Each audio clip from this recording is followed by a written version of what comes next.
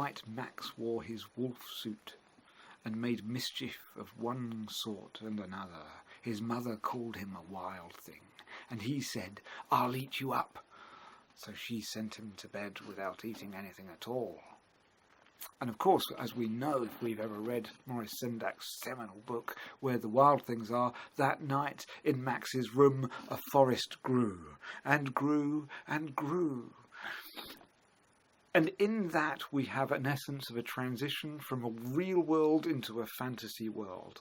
Max goes from being in a house, being told off by his mother, to a fantasy world. In his very bedroom, a forest appears, an ocean appears. He crosses the ocean and arrives at the island where the wild things are.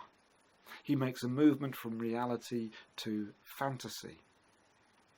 Oddly enough, we see that same movement happening over and over and over and over and over again in children's writing. Just think about it. Think about Narnia.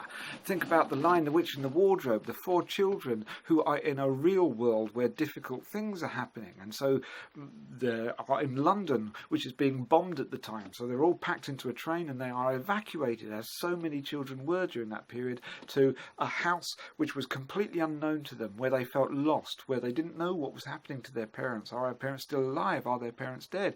It was a reality which was difficult. And what happens in that reality? They find a wardrobe.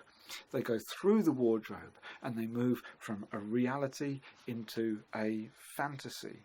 Harry Potter grows up an orphan, living in a cupboard under the stairs, being horrifically abused and maltreated by his aunt and his uncle and by his cousin Dudley.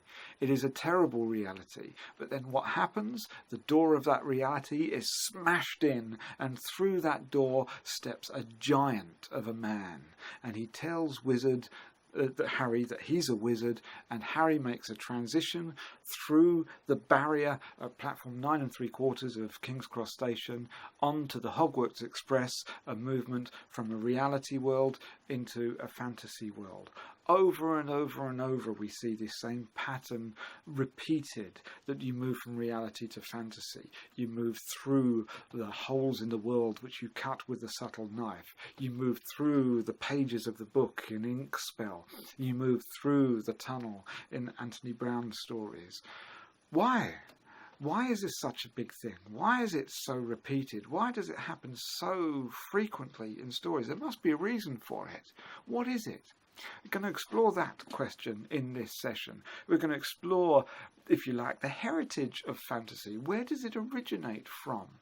We can take the idea of fantasy back, and actually we can ally it with, very, very historical modes of literature, medieval romance, all about witches and monsters and goblins. Well, why were they writing those stories then?